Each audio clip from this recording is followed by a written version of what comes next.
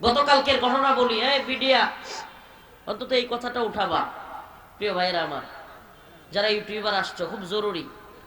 গতকালকে রাতের ঘটনা বলি। আমার এক মামা বক্তা মুফতি হাফিজুল্লাহ কাসিম টঙ্গীতে থাকেন, ময়মনসিংহ থেকে মাহফিল করে আসতেছেন গাজীপুরা 27 বোটবাজার, ওখানে আশপাশে তার গাছ নামক জায়গা, মেন রোডে, ঢাকা ময়মনসিংহ মেন রোডে জ্যাম লাগছে। জ্যামের মধ্যে 6-7 জন যুবক রড নিয়া, এত লম্বা লম্বা চাকু নিয়া, শাবল নিয়ে আইসা গাড়ি ভাঙছে, ভাঙ্গা তার মোবাইল টাকা পয়সা সব নিয়ে গেছে। জ্যামের মধ্যে গাড়ি ঘোড়া সব আছে। ঢাকা ময়মনসিংহ বিশ্ব রুটে গাজীপুরের মতো একটা জায়গায় রাত্রেবেলায় সবকিছু ভাগ্যা, গ্লাস টাস, মানুষের টাকা পয়সা মোবাইল নিয়ে যাচ্ছে। আমি তো মনে করি এই উপদেষ্টাদের এখনই রাষ্ট্রের নিরাপত্তার ব্যর্থতার কারণে সবগুলো, বিশেষ করে স্বরাষ্ট্র উপদেষ্টা যেটা, যদি লজ্জা থাকে এর পদত্যাগ করা উচিত। রাষ্ট্রের নিরাপত্তা দিতে ব্যর্থ হইলে আপনি কি, আর ওই যে যেইগুলো টঙ্গী পশ্চিম হেলিকপ্টার এয়ারপোর্টে এসে হুজুর বসেছিল, আজকে হুজুরের মুখ থেকে আপনারা শুনবেন। আমি হুজুরকে অনুরোধ করছি, আর বেশি কথা বাড়াবো না। আমি শুধু বলবো, প্রত্যেকটা লোকই মাহফিল দেখার জন্য সবার ইয়ে আছে, আপনারা একটু বসেন প্লিজ।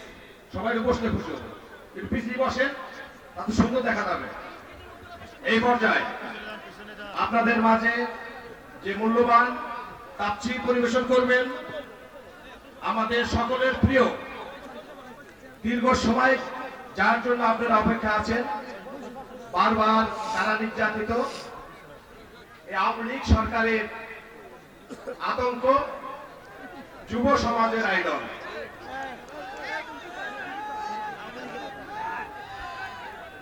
যাকে নিয়ে এই সরকার অনেকটাই গুম হারা হয়ে গেছিল, রফিকুল ইসলাম মাদানী। হযরত মাওলানা রফিকুল ইসলাম মাদানী আপনাদের মাঝে কুরআন এবং হাদিস থেকে গুরুত্বপূর্ণ কথা বলবেন। আর আমাদের এখানে ইশারের নামাজ 8টায় হবে, 8টা এখানে জামাত হবে 8টার সময়, ঠিক আছে? আপনারা ধৈর্য সহকারে ওয়াজ শুনবেন। এই ওয়াজ প্রতি বছর আব্দুল সামাদ বশি ইসলামী মাদ্রাসায় হোক, এটা আপনারা চান কি চান না? যদি চান, এই রফিক ভাই সামনে আমি বললাম, আমি ওনার বাড়িতে যে খুব রিকোয়েস্ট করে আছি, হুজুর আপনি কতবার চান না, আমার বদনাম হয়েছে, আমার জীবনে এই ধরনের বদনাম নাই, আপনারা আসতে হবে। অনেক প্রোগ্রাম বাদ রেখে এখানে এসেছেন, ধন্যবাদ জানাই এই কৃষ্ণপুরবাসীর পক্ষ থেকে, ফরিদপুর জেলার পক্ষ থেকে।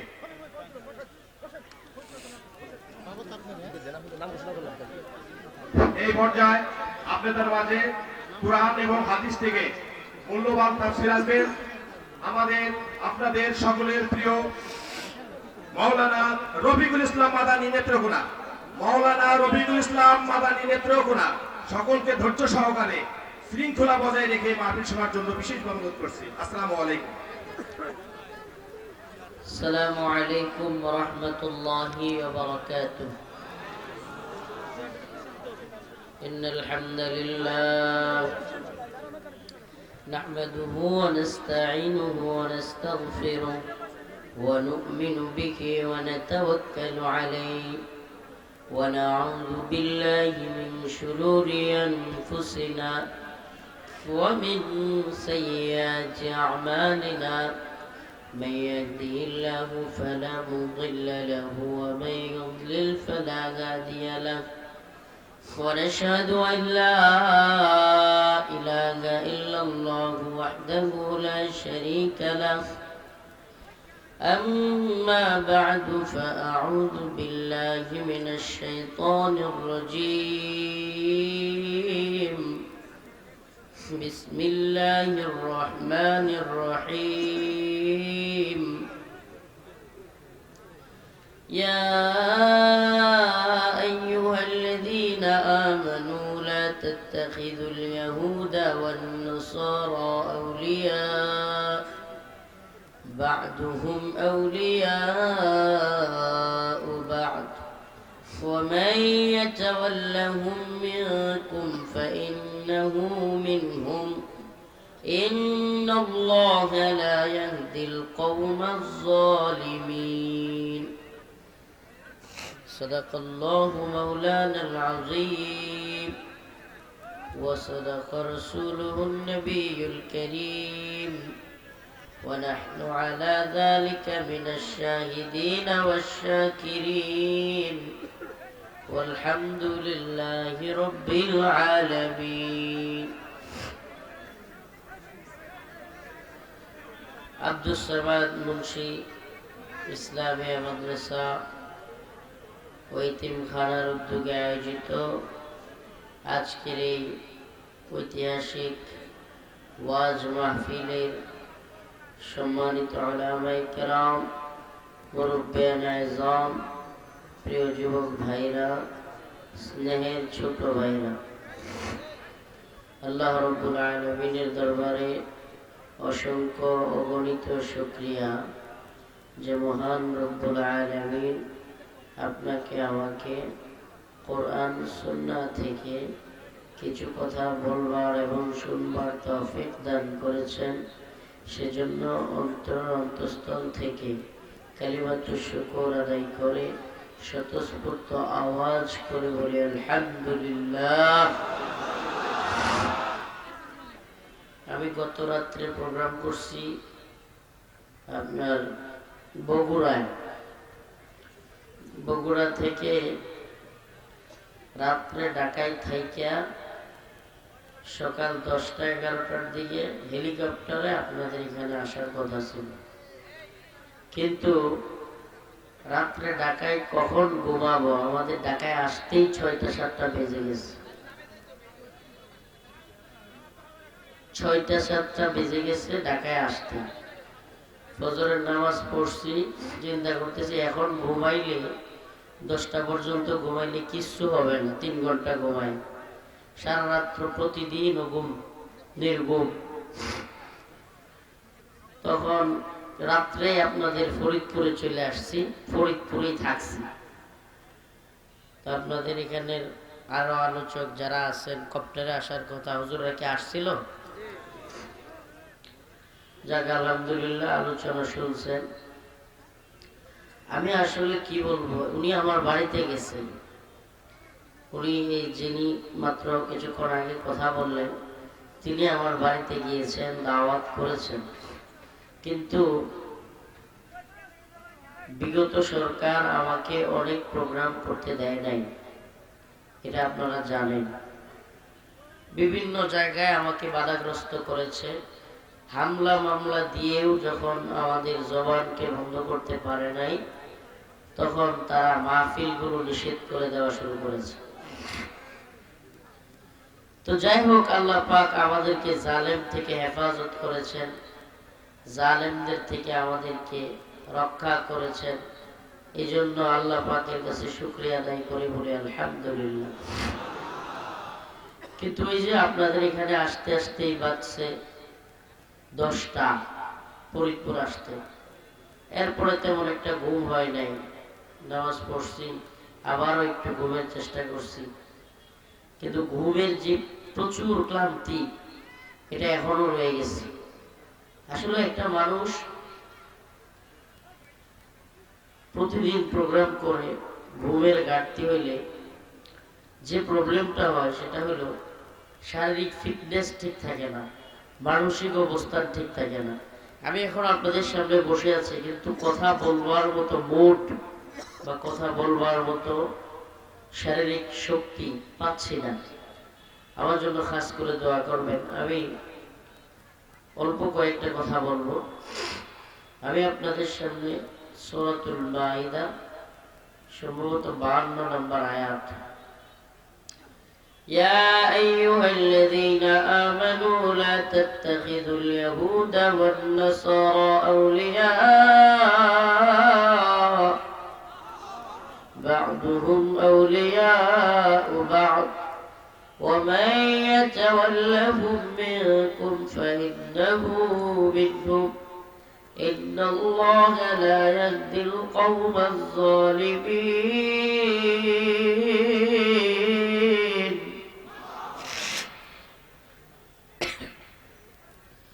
الله رب العالمين বলেন হে ঈমানদাররা, লা তাত্তাখিযুল ইয়াহুদা ওয়ান নাসারা আউলিয়া, তোমরা ইহুদি খ্রিস্টানদেরকে বন্ধু বানায়ো না। কি করিও না?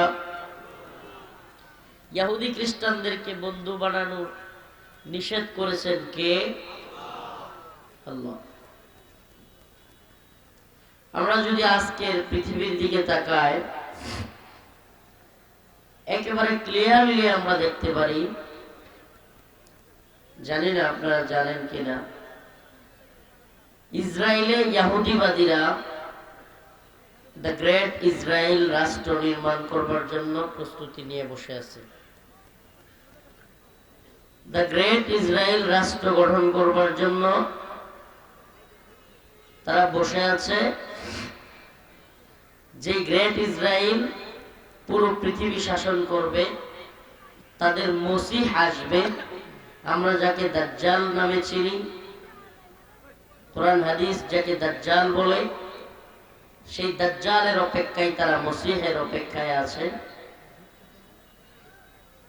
দ্য গ্রেট ইসরায়েল রাষ্ট্র, যেটা শাসন করবে ইহুদিবাদীরা।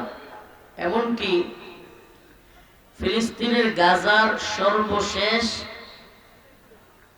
যে হসপিটাল, সেটাকেও তারা বোমা মেরে গুড়িয়ে দিয়েছে। ছোট্ট বাচ্চা স্প্রিন্টারের আঘাতে, বোমার আঘাতে ছটফট করতেছে, বাবা তাকে কোলে নিয়ে এদিক সেদিক ছোটাছুটি করতেছে। কোনো হাসপাতাল নাই, কোনো ক্লিনিক নাই, কোনো ধরনের চিকিৎসা নাই। একবার নিজের সন্তানকে ওই জায়গায় চিন্তা করেন। নিজের সন্তান, ফুটফুটে বাচ্চাটা, মাথায় আঘাত পেয়ে কিংবা শরীরের বিভিন্ন জায়গা থেকে রক্ত ঝরছে, হাসপাতালে পর্যন্ত নিতে পারতেছেন না। এটা একবার চিন্তা করলে লোভ দাঁড়িয়ে যাওয়ার কথা। ইহুদিবাদী ইসরায়েল যে কোনো দিন ফিলিস্তিনের প্রথম কিবলা মুসলিমদের ফিলিস্তিনে অবস্থিত আকসাকে মাটির সাথে গুঁড়িয়ে দিয়ে সেখানে তার টেম্পল নির্মাণ করবার প্রস্তুতি নিচ্ছে। জানি না এটা আপনারা জানেন কিনা। সেখানে তারা আকসাকে ধ্বংস করে দিয়ে সেই জায়গায় তারা তাদের উপাসনালয় নির্মাণ করবে। আমাদের পার্শ্ববর্তী দেশ ভারতে আমাদের মুসলিমদের ঐতিহ্যের মসজিদ বাবরি মসজিদকে তারা ভেঙ্গে গুঁড়িয়ে দিয়েছে। শুধু ভেঙ্গে গুঁড়িয়ে দিয়েই থেমে যায় নাই, সেখানে রাম মন্দির নির্মাণ করেছে। মুসলমানদের থানা কিংবা থানার যে ওসি আছে, এগুলোর ঘাট ধাক্কা দিয়ে এক্ষুনি বের করে দেওয়া উচিত। রাষ্ট্রের নিরাপত্তা না দিতে পারলে বেতন নিয়ে বউয়ের গহনা বানাস। আজিলের দল, বেতন নিয়ে বউয়ের গহনা বানাও, রাষ্ট্রের নিরাপত্তা দিতে পারো না। আজকে সাধারণ মানুষ নিরাপত্তাহীনতায় ভুগতেছে। এগুলা কি? ঢাকা শহরে মেইন রোডে যদি জ্যামের মধ্যে ৫-৭ জন এসে ডাকাতি করে, চিন্তা হলো তো একটা কথা যে দৌড়ায়া হঠাৎ করে পকেট থেকে জিনিস নিয়ে গেছে।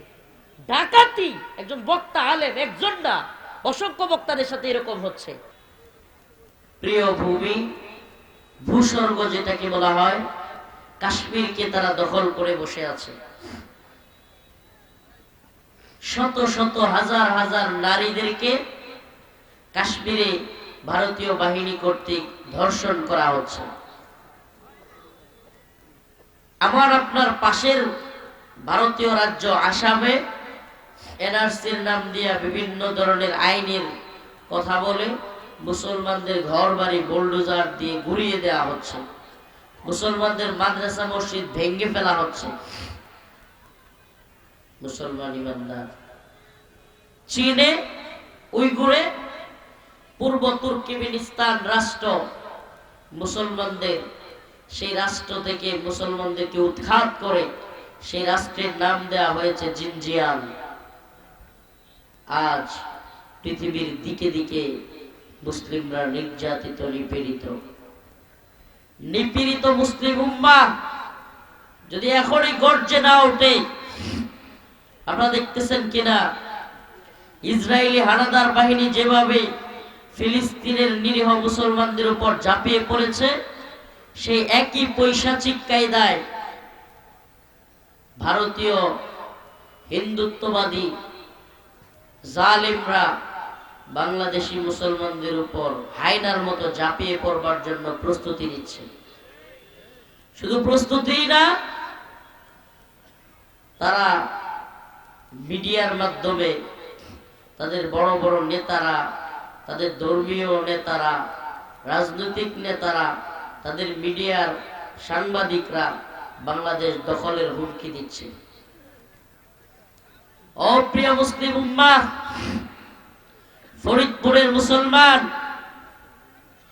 আমরা তো জানি ফরিদপুরের মুসলমানরা, ফরিদপুরের ঈমানি চেতনায় ফরিদপুরের মুসলমানরা উজ্জীবিত আছে।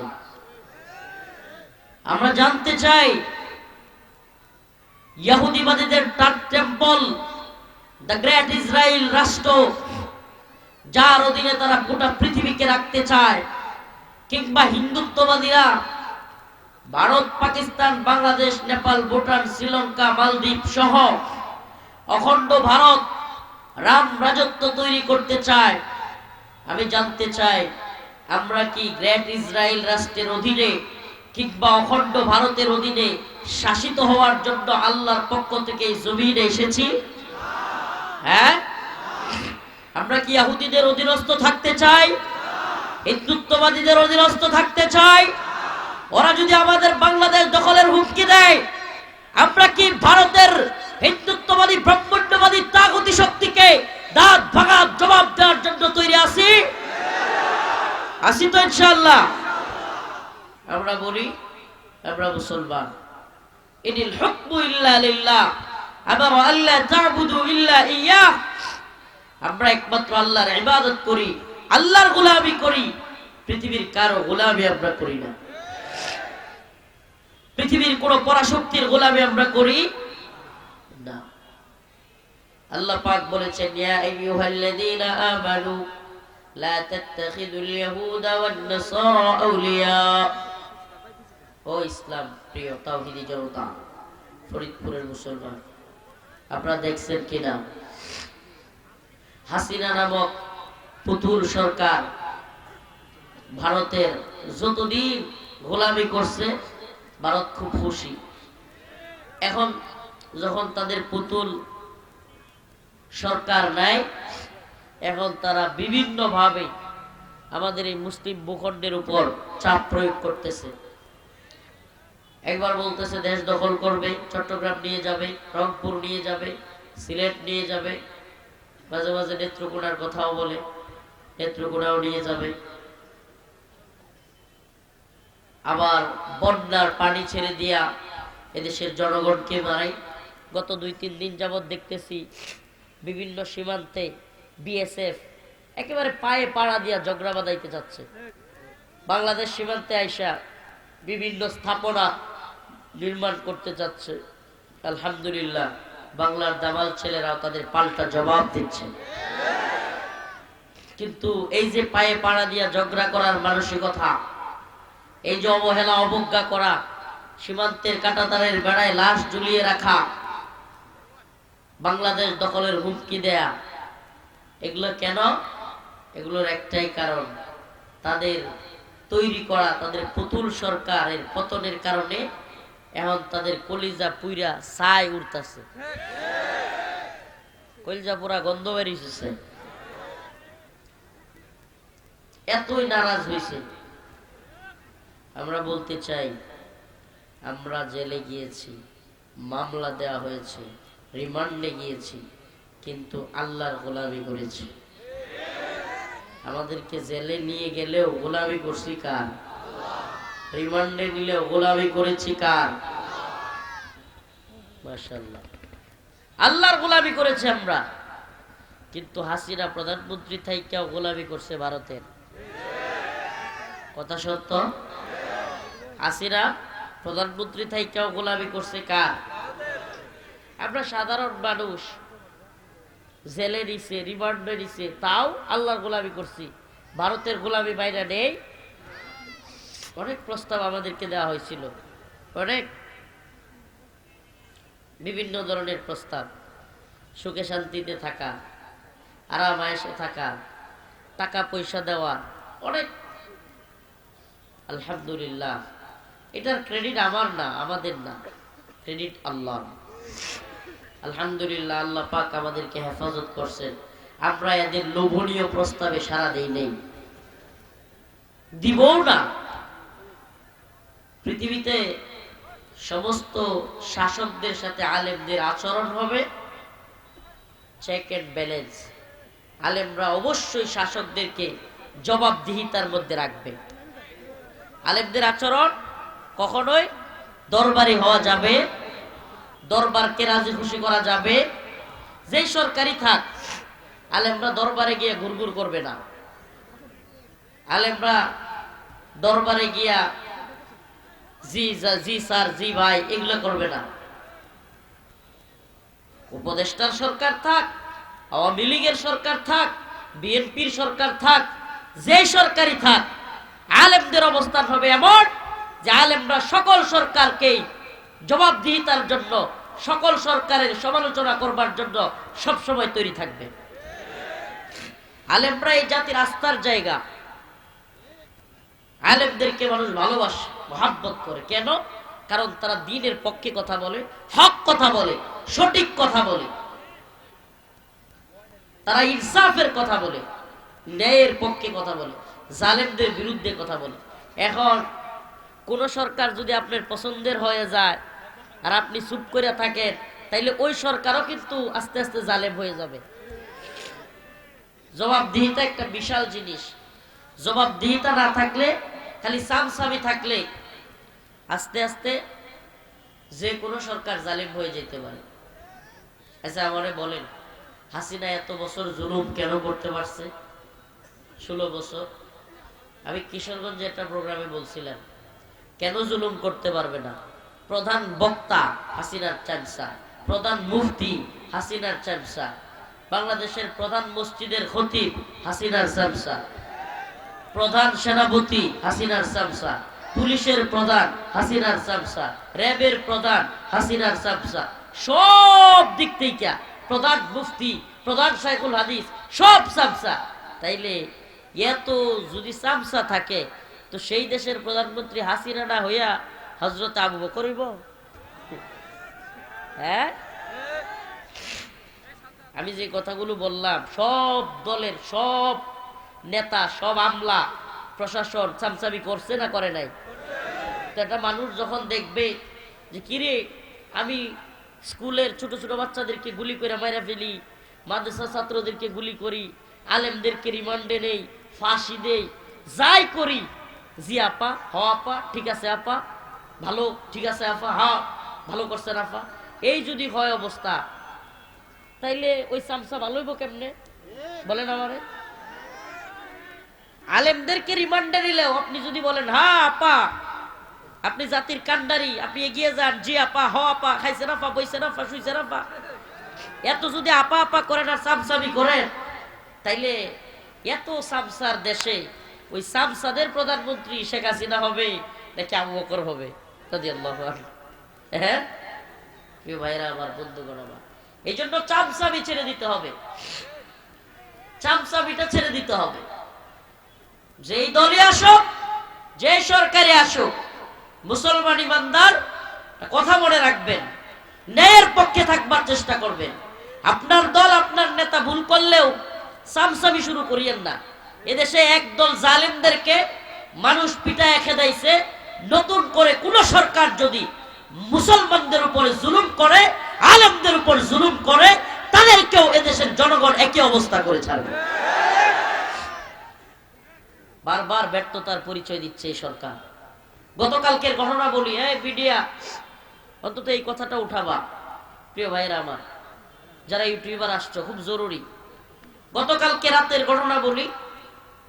আমার এক মামা বক্তা মুফতি হাফিজুল্লাহ কাসিমি টঙ্গীতে থাকেন, ময়মনসিংহ থেকে মাহফিল করে আসতেছেন। গাজীপুরা 27, বোটবাজারের ওখানে আশপাশে তারগাছ নামক জায়গা, মেইন রোডে, ঢাকা ময়মনসিংহ মেইন রোডে জ্যাম লাগছে। জ্যামের মধ্যে 6-7 জন যুবক রড নিয়া, এত লম্বা লম্বা চাকু নিয়া, শাবল নিয়ে আইসা গাড়ি ভাঙছে, ভাঙ্গা তার মোবাইল টাকা পয়সা সব নিয়ে গেছে। জ্যামের মধ্যে গাড়ি ঘোড়া সব আছে। ঢাকা ময়মনসিংহ বিশ্ব রুটে গাজীপুরের মতো একটা জায়গায় রাত্রেবেলায় সবকিছু ভাগ্যা, গ্লাস টাস, মানুষের টাকা পয়সা, মোবাইল নিয়ে যাচ্ছে। আমি তো মনে করি এই উপদেষ্টাদের এখনই রাষ্ট্রের নিরাপত্তার ব্যর্থতার কারণে সবগুলো, বিশেষ করে স্বরাষ্ট্র উপদেষ্টা যেটা, যদি লজ্জা থাকে এর পদত্যাগ করা উচিত। রাষ্ট্রের নিরাপত্তা দিতে ব্যর্থ হইলে আপনি কি, আর ওই যে যেইগুলো টঙ্গী পশ্চিম থানা কিংবা এই থানার যে ওসি আছে, এগুলো ঘাট ধাক্কা দিয়ে এক্ষুনি বের করে দেওয়া উচিত। রাষ্ট্রের নিরাপত্তা না দিতে পারলে বেতন নিয়ে বউয়ের গহনা বানাস, ফাজিলের দল, বেতন নিয়ে বউয়ের গহনা বানাও, রাষ্ট্রের নিরাপত্তা দিতে পারো না। আজকে সাধারণ মানুষ নিরাপত্তাহীনতায় ভুগতেছে। এগুলা কি? ঢাকা শহরে মেইন রোডে যদি জ্যামের মধ্যে 5-7 জন এসে ডাকাতি করে, চিন্তা হইলো তো একটা কথা যে দৌড়ায়া হঠাৎ করে পকেট থেকে জিনিস নিয়ে গেছে। ডাকাতি একজন বক্তা আলেম, একজন না, অসংখ্য বক্তাদের সাথে এরকম হচ্ছে। তো আমাদের নিরাপত্তায় যদি না থাকে, ওই ওসির বেতন দেওয়ার দরকারটা কি? ও যদি নিরাপত্তায় দিতে না পারে, এদের বেতন দিয়ে লাভটা কি হবে? আল্লাহ মাফ করুন। আমি তো বলি, আমি তো সময় পাচ্ছি না প্রোগ্রামের কারণে। আমি তো এই টঙ্গী পশ্চিম থানা ঘেরাও করতাম, আলেম ওলামাদেরকে নিয়ে আমি থাকলে ঘেরাও করতাম যে একটারও থাকার দরকার নাই এখানে। থানা থেকে কি হবে যদি নিরাপত্তাটা দিতে পারে? প্রিয় ভাইয়েরা আমার, বন্ধুগণ আমার, আপনাকে অবশ্যই রাষ্ট্রের দায়িত্বশীল হলে শক্ত হইতে হবে, নরম হইলে চলবে না। তো আপনি বুঝতে পারেন, আদালত চত্বরে দিনে দুপুরে চট্টগ্রামে আমার ভাই সাইফুল ইসলাম আলিফকে কুপায়ে হত্যা করে ফেলছে। এই ব্যর্থতা কার? এই ব্যর্থতা কার? এতদিন চুপ ছিলাম। অবশ্যই প্রশাসনের ব্যর্থতা। যদি এখনো কোন প্রশাসনের লোক আওয়ামী লীগের দালালি করে, আর এরা যদি চায় যে দেশটা অস্থিতিশীল হোক, চাইতেই পারে। এরা জীবন ভর হাসিনারে আম্মা ডাইকা, হাসিনারে আপা ডাইকা টাকা পয়সা কামায়া এখন বুড়ি বুড়া হয়ে গেছে গা। এগুলোর এখন হাসিনারে ছাড়া ভাল লাগে না। যদি এরকম থাকে, পিটাইয়া এখনই তো থানা থেকে বাইর করা উচিত। তো আপনারা যদি না পারেন, তো উপদেষ্টাগিরি করতে গেছেন কি লেগে? আপনারা যদি নাই পারেন হাসিনার দালালি যেগুলো করে এগুলোর না সরাইতে, সিন্ডিকেট না বানতে, জানুয়ারি মাস চলে যাচ্ছে, এখনো বাচ্চারা তাদের নতুন বই পায় নাই। কেন পায় নাই? কেন বই পায় নাই? শুনলাম হাসিনার যে সিন্ডিকেট ছিল, ওই সিন্ডিকেট ছাপাখানায় এক ধরনের এমন একটা অবস্থা তৈরি করছে যেন জানুয়ারিতে বই দিতে না পারে। আমি জানতে চাই, আপনারা এতদিন করছেন কি? এই সিন্ডিকেট যেগুলো করছে, এগুলো পাটা ভেঙে দিলেন না কেন? হাড্ডি উড্ডি ভেঙে দিলেন না কেন? আপনারা উপদেষ্টা বানাবেন ওই নায়িকার জামাই, যেটা হাসিনা আর শেখ মুজিবের দালালি করছে জীবন ভর। আপনারা উপদেষ্টা বানাবেন আওয়ামী লীগের দালাল গুলোরে। তাহলে আপনারা ভালো চলবেন কিভাবে? কষ্টে বলতেছি কথাগুলো। আলেমদের নিরাপত্তা নাই, বক্তাদের নিরাপত্তা নাই, এদেশের সাধারণ মানুষের নিরাপত্তা নাই। এই ব্যর্থতা কার? এখন 6 মাস চলে যাচ্ছে, এখনো যদি আপনারা রাষ্ট্রের নিরাপত্তাই দিতে ব্যর্থ হন, পুলিশ প্রশাসনকেই ঢেলে সাজাইতে না পারেন, যে ওসি যে দারোগা কাজ করবে না, ওরা চাকরি থেকে বরখাস্ত করেন, এখনো পর্যন্ত যেটা বসে থাকবে, ব্যবস্থা নিবে না। এই পেট মোটা করার তো খায়া খায়া দরকার নাই, অবশ্যই ব্যবস্থা নিতে হবে। প্রিয় ভাইরা আমার, বন্ধুগণ আমার, এটা জিনিস মনে রাখবেন, কখনো কোন জালিমকে ছাড় দেওয়া সম্ভব না। হাসিনা গেছে, জুলুম করছে, এই জন্য আমরা তার বিরুদ্ধে ক্ষুব্ধ হয়েছি, জাতি ঐক্যবদ্ধ হয়েছে। বক্তা, মুফতি, শাইখুল হাদিস, ছাত্র, শিক্ষক, কলামিস্ট, বুদ্ধিজীবী, সবাই, সব দল একমত হয়েছে। আমি তো মনে করি ওই জায়গাটা ধরে রাখবেন, এই কথাটা মনে রাখবেন, আপনাদেরকে বলে যাই, ওই জায়গাটা থেকে কখনো পিছপা হবেন না। কোন নির্দিষ্ট দল, কোন সরকারের আজ্ঞাবহ হয়ে যাবেন না, সাবধান। তাইলেই দেখবেন নতুন জালেম তৈরি হয়ে গেছে। একেবারে চ্যালেঞ্জ ছুড়ে দিবেন সব সময়। আপনি কল্পনা করতে পারেন? কথাগুলো বড় একটু করা হয়ে যাচ্ছে না? হ্যাঁ, শুনেন, কষ্টে বলতেছে। একজন আলেম, সে ওয়াজ করে বাড়ি ফিরতেছে, তার গ্লাস টাস ভেঙ্গে রাতে একেবারে জনসম্মুখে ঢাকা মহাসড়কে তার গ্লাস ভেঙ্গে দিয়ে সবকিছু নিয়ে যাচ্ছে। এটা মানে এই যে ছেলেগুলো নিচ্ছে, এই মিডিয়ার যুগ, এই তদন্ত করলেই তো বেরিয়ে আসে।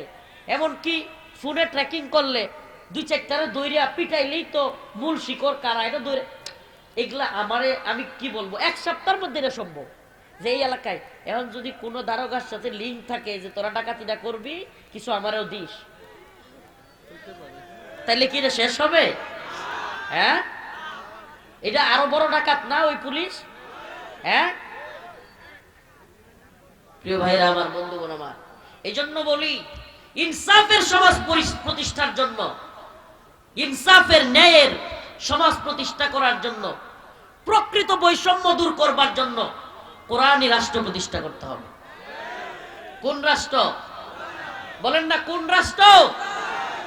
এই তন্ত্রমন্ত্রের উপদেষ্টা কমিটি দিয়ে আর যেটাই দেন, শান্তি মুক্তি কামিয়াবি আসবে না। লিখে রাখেন, বলে রাখলাম, লিখে রাখেন প্রয়োজনে। এই তন্ত্রমন্ত্রের সরকারি চেঞ্জ হবে, কিন্তু আমরা শান্তি পাবো না। আগামীকালকে যদি গতকালকে মুফতি হাফিজুল্লাহ কাসেমি, আলী হাসান উসামা সাহেব, মুফতি আলী হাসান উসামা সাহেব, মুফতি আরিফ জব্বার কাসেমি সাহেব, এই বক্তাদের হয়েছে, তো আগামীকালকে আমি তো এত নরম মানুষ না, আমি তো লয়ে যাইতে চাইলে হুট করে বের করে দিব না, 2-4টা কামড় হইলেও দিব। তো যখন এই অবস্থা, তখন যদি গাই দিয়ে আমার বাইরে থুয়ে যায়, তখন তো আগামীকালকে শুনবেন যে মাদানিরে ডাকাইতে বাইরে লাইছে, তখন ঠিকই আপনাদের হুঁশ ফিরবে। প্রিয় ভাইরা আমার, বন্ধুগণ আমার,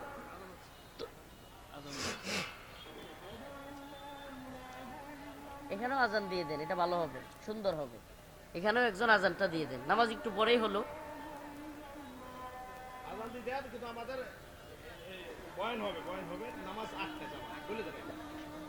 না না, 8টায় না ভাই, আমি বুঝতেছেন না। এই ইরশাদ ভাই, ইরশাদ ভাই, ব্যাগের কথা বলছেন না, আমি 8টা পর্যন্ত আলোচনা, আমার শরীরে অবস্থা বুঝতেছেন না আপনি? আমি সত্যি কথা, আমার কথা শুনেন ইরশাদ ভাই, আপনি গতবার ধরা গেছেন আমি আসতাম না, আমি সিরিয়াসলি বললাম না, আমার শরীরের যে হালত আমি না করে দিতাম। আমি ঢাকা থেকে, আমার শরীর প্রচন্ড খারাপ ছিল, তারপরে আমি আসছি, গত বছরও মিস হয়েছে। এই জন্য দেখেন, আমাদের আলোচনার প্যান্ডেলটা আল্লাহ মাফ করুক, অনেকটা অভিনয়ের মঞ্চের মতো হয়ে গেছে। কিরকম? যে হুজুরের শরীরের অবস্থা কি, হুজুর কেমন আছেন, হুজুরের পরিবারের অবস্থা কি, এটা অনেকে বুঝতে চেষ্টা করে না। হুজুর একটু হুজুরের দাসে আলোচনা করবে, হুজুরের যেইভাবে আমরা দেখি ওইভাবে, মানে ভাই, শরীর স্বাস্থ্য মন এগুলো ভালো না থাকলে কিছুই ভালো লাগে না, কিছুই না। আরেক পেরেশানি, রাস্তাঘাটে আমরা চলাচল করি, সাংবাদিক ইলিয়াস ভাই ফোন দিয়ে বলল, হুজুর একটু সিরিয়াস থাকেন, ভারতীয় গোয়েন্দা সংস্থা এদেশে যারা ভারত বিরোধী, এদেশে যারা হিন্দুত্ববাদের বিরুদ্ধে কথা বলে কাজ করে, তাদেরকে টার্গেট করে করে বিভিন্ন ধরনের রাস্তাঘাটে ঝামেলা করতেছে। তো এই জন্য আমরা সব দিক থেকে একটা কঠিন পরিস্থিতির মধ্য দিয়ে আসি। এই রাস্তাঘাটে রাতকে রাত সফর করি। এই মহিলা প্যান্ডেলে যারা ব্যাগ নিয়ে গেছেন, আপনাদের মা বোনদেরকেও বলবো, আপনারাও মাদ্রাসায় কিছু কিছু শরীক হন, অল্প অল্প কিছু কিছু শরীক হইলেও মাদ্রাসার অনেক ফায়দা হয়ে যাবে। এতিমখানা যেহেতু একজনের উপর ছেড়ে না দেয়া, একটা এতিমখানা একজনের উপর ছেড়ে না দেয়া, সবাই মিলে কিছু কিছু চেষ্টা করা। يا أيها الذين آمنوا لا تتخذوا اليهود والنصارى أولياء بعضهم أولياء بعض ومن يتولهم منكم فإنه منهم إن الله لا يهدي القوم الظالمين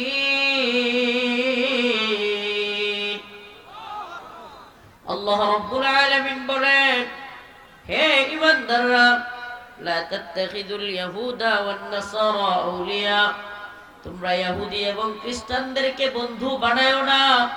বাদুহুম আউলিয়াউ বাদ, বরং তারা নিজেরা নিজেদের বন্ধু, তারা মুমিনদের বন্ধু নয়। ওয়ালান তারদা আনকাল ইয়াহুদ ওয়ালান নাসারা হাত্তা তাত্তাবি'a মিল্লাতাহুম, ইহুদি এবং নাসারারা কখনোই তোমাদের প্রতি রাজি খুশি হবে না। মুশরিকরা, ইহুদি খ্রিস্টানরা মুসলমানদের উপর কখনোই রাজি খুশি হবে, কারণ এই শত্রুতাটা আমাদের সাথে না, এই শত্রুতা তাদের কোরআনের সাথে, এই শত্রুতা আল্লাহ এবং তার রাসূলের সাথে। অতএব তারা আমাদের একেবারে এমন শত্রু যে আল্লাহ বলেছেন, লা তাজিদান্না আশাদ্দান নাস আদাওয়াতাল লিল্লাযীনা আমানুল ইয়াহুদ ওয়াল্লাযীনা আশরাকু, মুমিনের সবচাইতে কঠিন শত্রু ইহুদি এবং মুশরিকরা। প্রিয় ভাইরা আমার, বন্ধুগণ আমার, প্রিয় ফরিদপুরবাসী, একটা মেসেজ অন্তত পৌঁছে যায়, একটা কথা অন্তত পৌঁছে দিয়ে যায়। প্রিয় যুবক ভাইরা, আমাদের প্রোগ্রামে অনেক যুবকেরা আসে আলোচনা শুনতে।